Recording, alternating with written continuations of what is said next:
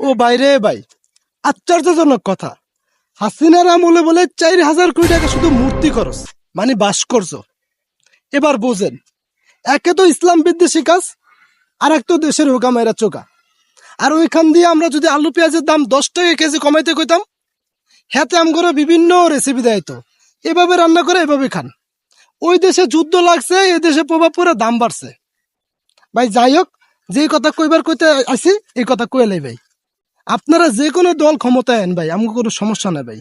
দয়া কইরা এসব ফালতু কাজ থেকে ভাই দূরে থাকেন ভাই। আর যাগো আপনারা মূর্তি করবেন তা করে আমরা চিনি ভাই, আর তাগো অবদান আমরা কখনো অস্বীকার যাবো না। হ্যাঁ করে মূর্তি করে আম করে চিনার লাগতো না। আর এই খরচ যদি আপনারা ভাই দেশের অন্য কোনো জায়গায় উন্নয়ন করেন ভাই, কোনো সমস্যা আছে? আর যদি উন্নয়ন কোনো খাতি না পান ভাই, দয়া করে ভাই গরিবরে বাঁচান। গরিবের দ্রব্যমূল্য দামটা ভাই কমাই দিন ভাই। কিছু না পাইলেও ভাই গরিবের দোয়াটা পাইবেন। যাই হোক, ভালো থাকবেন, সুস্থ থাকবেন, আল্লাহ হাফেজ।